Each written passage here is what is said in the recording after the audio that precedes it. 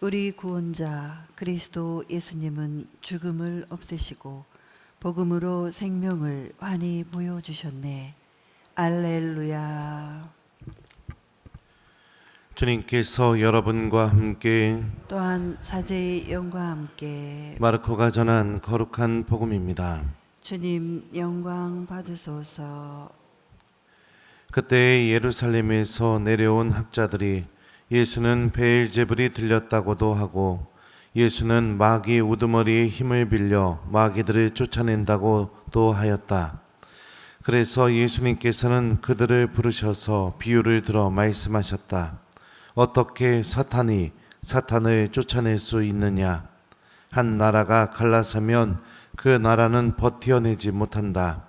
한 집안이 갈라서면 그 집안은 버티어내지 못할 것이다. 사탄도 자신을 거슬러 일어나 갈라서면 버티어내지 못하고 끝장이 난다. 먼저 힘센 자를 묶어놓지 않고서는 아무도 그 힘센 자의 집에 들어가 재물을 털 수가 없다. 묶어놓은 뒤에야 그 집을 털 수 있다. 내가 진실로 너희에게 말한다. 사람들이 짓는 모든 죄와 그들이 신성을 모독하는 어떠한 말도 용서받을 것이다. 그러나 성령을 모독하는 자는 영원히 용서받지 못하고 영원한 죄에 매이게 된다. 이 말씀을 하신 것은 사람들이 예수는 더러운 영이 들렸다고 말하였기 때문이다. 주님의 말씀입니다. 그리스도님 찬미합니다.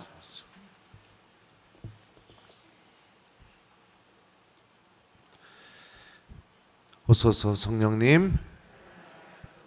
성령을 모독하는 자는 영원히 용서를 받지 못하고 영원한 죄에 매이게 된다. 안녕하세요. 요즘 월요일마다 제가 강론해주고 있죠. 원래는 복음해설 묵상 안내해 줬었는데 1월달 매일 미사 써가지고 덤으로 해주는 거예요. 보너스입니다. 왜 월요일 강론은 안 하려고 하십니까? 이렇게 할지 모르겠지만 나도 좀 쉬어야죠. 오늘 복음 말씀을 보면 이 율법학자들, 예루살렘에서 내려온 율법학자들이 예수님을 보면서 예수는 베엘제불이 들렸다 또 이렇게 말하기도 하고 예수는 마귀의 우두머리의 힘을 빌려 마귀들을 쫓아낸다 이렇게도 말했다고 이렇게 전해줍니다. 이 베엘제불이라는 말은 여러분들 이 원래 뜻이 히브리 말인데요, 파리들의 주님, 그리고 또 쓰레기의 주님 이런 의미를 갖고 있어요.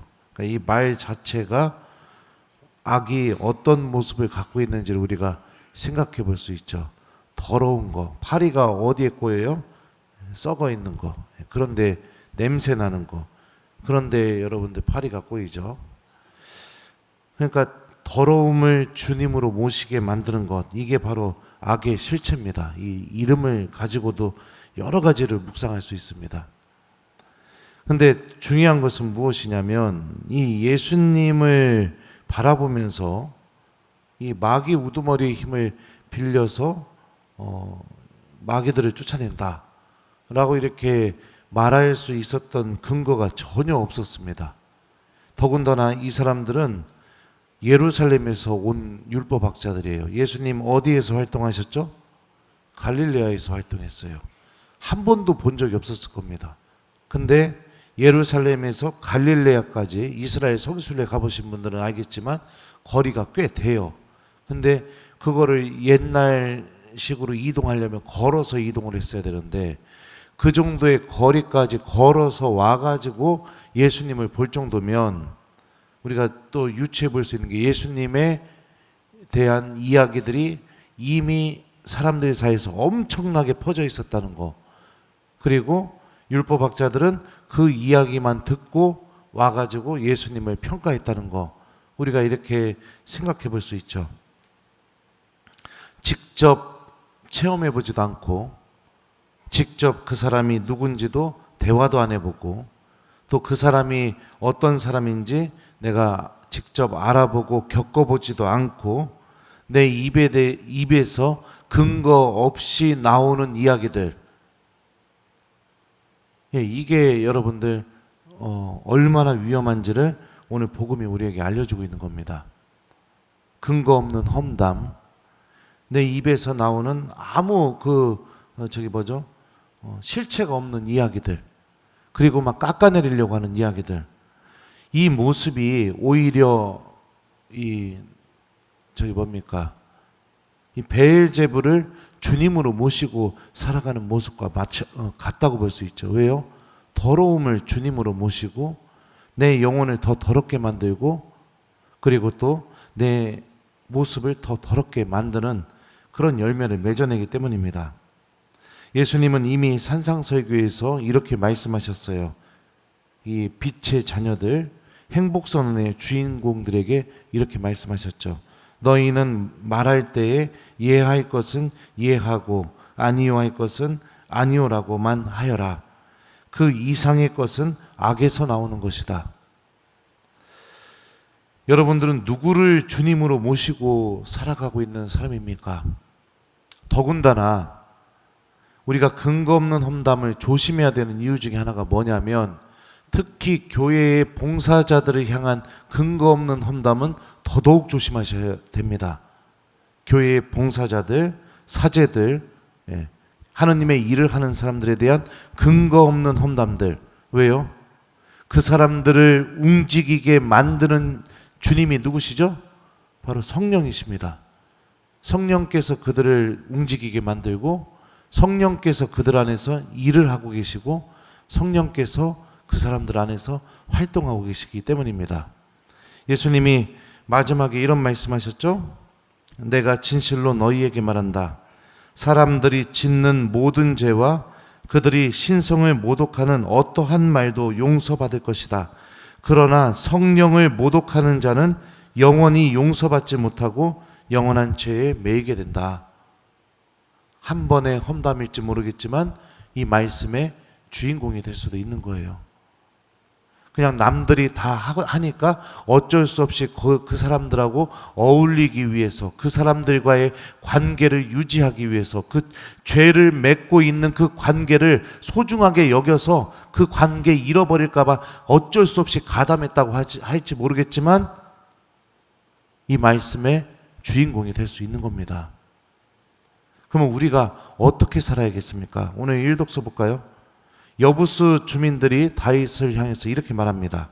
너는 이곳에 들어올 수 없다. 눈먼 이들과 다리 저는 이들도 너쯤은 물리칠 수 있다. 그들은 다윗이 거기에 들어올 수 없으리라고 여겼던 것이다. 여부스족이 시온산에 살고 있었다고 합니다. 오늘 일독서 말씀에 의하면 시온산은 예루살렘 안에 있었어요. 그리고 예루살렘 가보신 분들 알겠지만 이 골짜기에서 시온산을 쳐다보면 꽤 높아요. 옛날식으로 누군가가 쳐들어오려면은 그 산 밑에서부터 공격하면서 올라가야 되는데 굉장히 그 산을 점령하기가 어렵겠죠. 위에서 공격하는 게 편하죠. 생각해봐요. 여러분들 밑에서 싸우려고 이렇게 올라가는 거랑 위에서 올라오는 놈들 돌 집어갖고 하나씩 이렇게 던지는 거랑 어떤 게 편해요? 1번 위에서 싸우는 게 편하다. 2번 밑에서 싸우는 게 편하다. 어떤 게 편해요? 그렇죠. 그러니까 얼마나 힘들겠어요. 지리적으로도 이렇게 이점을 갖고 있는데 여부스족이 보기에 다윗이 얼마나 나약해 보였으면 눈먼 이들과 다리 저는 이들도 너쯤은 물리칠 수 있다. 이렇게 얘기할 정도였겠죠. 싸울 대상을 봤을 때 사람은 직감적으로 알게 됩니다. 내가 이길 수 있는지 없는지. 강아지들도 그렇죠. 딱 봐가지고 내가 이길 수 있는지 없는지 딱 모든 그 존재들은 다 그래요. 그러니까 얼마나 하찮아 보였으면 이렇게 얘기했겠어요. 근데 여부스족이 생각하는 것과는 완전히 다른 결과가 일어나게 됩니다. 그 시온산을 점령해버리죠. 다리 저는 이들과 눈먼 이들이 싸우러 나가도 이길 수 있다고 생각했던 그 다윗을 일독서는 이렇게 그 이유에 대해서 이렇게 얘기합니다. 다윗은 세력이 점점 커졌다. 주 만군의 하느님께서 그와 함께 계셨기 때문이다. 이게 바로 여러분들 신앙인의 힘인 겁니다. 죄만 저지르는 그 관계를 유지하려고 해서 어쩔 수 없이 죄를 또 저지르는 그런 사람이 아니라 주님께서 나와 함께 계신다는 것을 내가 목숨처럼 여기면서 살아가는 거, 그리고 하나님의 말씀이 내 삶의 질서가 되어버리게 되는 거, 이게 여기서부터 신앙인의 모든 힘이 나오게 되는 것이고, 신앙인은 바로 이것으로 살아가는 사람들인 겁니다. 어떤 삶을 오늘 하루 살아가시길 바라시나요? 근거 없는 험담, 경험해 보지도 않고 누군가를 찍어 내리는 그런 죄를 짓는 그런 악의 구렁텅이에 빠져 있는 삶, 하느님을 주님으로 모신다고 본인은 이야기하지만 율법학자들처럼 하느님의 법을 연구하고 하느님과 가까운 일을 하고 있다고 겉으로 보여지고는 있지만, 결국에 내가 삶을 통해서 맺어내는 열매는 그 더러움을 주님으로 모시고 살아가는, 그 쓰레기 같은 그런 것들을 주님으로 모시면서 살아가는 이 베엘제불의 졸개로서 살아가는 삶을 선택할 것인지, 아니면 내 입이 주님의 말씀을 전하고 나의 행동이 주님의 말씀을 열매로 맺어내고, 그리고 하나님께서 나와 함께 계시다는 것을 더 소중하게 여기면서 빛의 자녀로서, 하나님의 자녀로서 살아갈 것인지 선택은 여러분들이 하셔야겠죠. 그러니까 웬만하면 험담하지 마세요.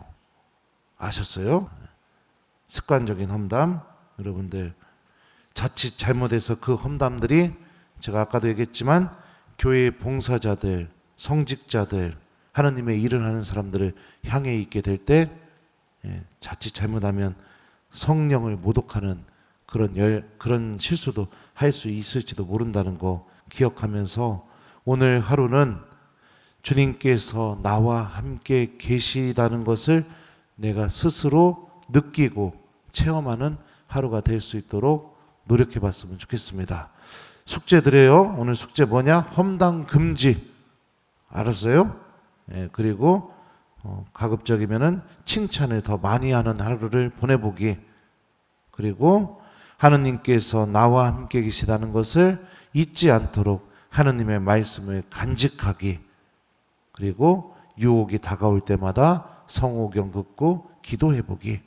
오늘 이런 것들을 좀 실천하면서 우리 모두 하나님의 자녀답게 살아가는 하루를 보냈으면 좋겠습니다. 성령을 모독하는 자는 영원히 용서를 받지 못하고 영원한 죄에 매이게 된다. 아멘.